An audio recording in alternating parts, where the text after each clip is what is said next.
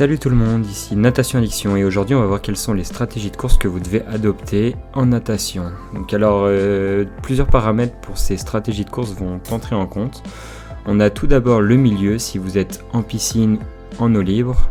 On a la distance, vous n'allez pas gérer de la même façon un 50 mètres qu'un kilomètre à nager en eau libre.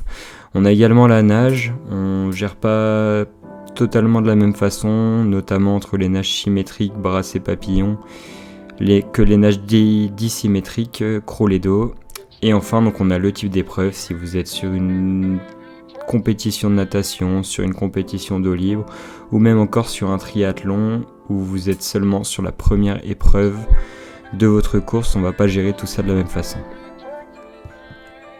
Avant de parler de distance et de type de nage, nous allons parler dans cette vidéo uniquement des différentes stratégies possibles, sans trop rentrer dans les détails, cela va rester assez vague, vous allez voir. La nage et la distance pourront faire l'objet d'une autre vidéo, alors n'hésitez pas à me le faire savoir si ça vous intéresse. Alors, en différents types de pacing, donc on en a deux très connus pour commencer, que vous connaissez sûrement. On a le negative split et le positive split. Alors, le negative split consiste à partir prudemment et à accélérer lors de la mi-course. Donc ce type d'effort sur une course nécessite de bien se connaître, d'être bien travaillé en amont à l'entraînement, car le risque tout simplement c'est de franchir la ligne sans avoir tout donné.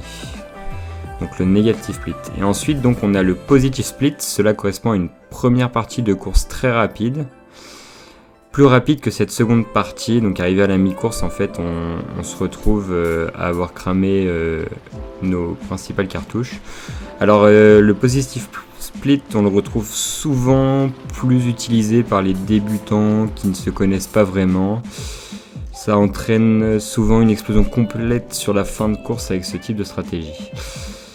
On peut également le retrouver sur des épreuves d'ultra distance, ce positive split, où forcément avec la fraîcheur, sur les épreuves de plusieurs heures, on va être beaucoup plus frais au départ et petit à petit, notre technique musculairement et physiologiquement, on va se dégrader petit à petit. Donc on sera également sur une utilisation du positive split. Donc je parle bien sur les épreuves d'ultra endurance d'une dizaine d'heures et plus quoi. Alors ce positive split, on va principalement pouvoir le retrouver en natation sur le 50-100 mètres par exemple, où avec la vitesse du plongeon, en fait, on va se retrouver à partir avec une vitesse supérieure et on va donc chercher à maintenir cette vitesse qu'on aura acquise grâce au plongeon. Donc on pourra également parler de positive split, même si il est en réalité légèrement faussé grâce au plongeon. Alors dans le positive split, on peut également retrouver donc ce qu'on va appeler le all out. Alors le all out, donc on peut le traduire en je donne tout, je pars à fond. Cela consiste à partir à puissance maximum de ses capacités, peu importe la distance, et donc à essayer de maintenir cette puissance le plus longtemps possible. Donc forcément que la fin de course va être beaucoup plus compliquée que cette première partie de course. Donc ça s'appelle le all out. On a également un autre type de pacing donc qui se situerait entre deux par rapport au negative et positive split. On l'appelle le even pacing, autrement dit le même pacing. Donc celui-ci consiste à lisser son effort tout au long de la distance, à développer donc la même puissance, si on pouvait quantifier cette puissance, à développer la même puissance tout au long de la course. Donc c'est-à-dire par exemple si je pars sur un 400 mètres en natation, je vais produire la même intensité, donc je ne vais pas forcément, comme on l'a dit tout à l'heure, nager à la même vitesse tout au long de mon 400 mètres en natation, parce que je vais avoir le plongeon, parce que je vais avoir davantage de vitesse en début de course, de glisse en début de course que sur la fin de course. Mais avec ce even pacing, on va essayer de produire la même puissance, la même intensité d'effort pour essayer de maintenir son effort tout du long. On a donc en plus de l'even pacing, on peut appeler ça le parabolic pacing, donc là ça se complexifie un petit peu. Le parabolic pacing consiste à partir fort, à une intensité, à une puissance très très élevée. Ensuite on va arriver sur un plateau, on va stabiliser ce plateau tout au long de la course. Et enfin on va refinir avec la puissance qui nous reste le plus fort possible. Donc il faut en avoir les capacités. Le risque sur ce type de pacing, le parabolic pacing, le pacing avec la parabole, c'est justement de partir trop fort, trop longtemps au départ, ou de pas justement avoir la capacité de réaccélérer en fin de course. Donc il faut savoir bien gérer, bien se connaître pour ne pas subir les contre-coups de toutes ces accélérations. Voilà.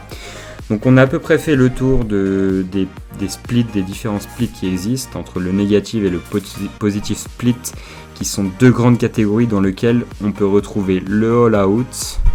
Entre deux, on a l'event pacing et le parabolic pacing. Au final, chaque type de pacing a des avantages et des inconvénients.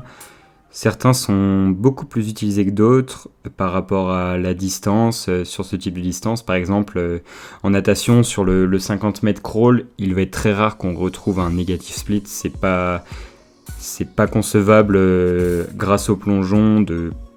Ce serait une prise de risque de partir pas assez fort et donc de pas tout donner sur sa fin de course. Et à contrario, je prends le 5 km en athlétisme, où là on va vraiment, c'est très fréquent de retrouver du negative split avec des athlètes souvent en gestion sur le premier kilomètre, qui vont stabiliser leur allure de course et qui vont tout donner sur la deuxième partie. Alors à savoir, donc grâce à l'entraînement, on arrive à se connaître, à savoir ce qui nous correspond le mieux en fonction de son profil, mais donc surtout de sa course, de sa distance et du milieu. Voilà, donc c'est à peu près tout sur les stratégies de course pour aujourd'hui, donc assez spécifique à la natation. N'hésite pas à me faire savoir si jamais tu veux que l'on l'approfondisse dans une autre vidéo sur principalement les nages, les distances dans le détail. Il y a beaucoup de spécificités par rapport à la nage, la distance, musculairement, la respiration également qui est très importante. Donc n'hésite pas à me le faire savoir en me laissant un commentaire. Et voilà. Allez, ciao, c'était Natation Addiction.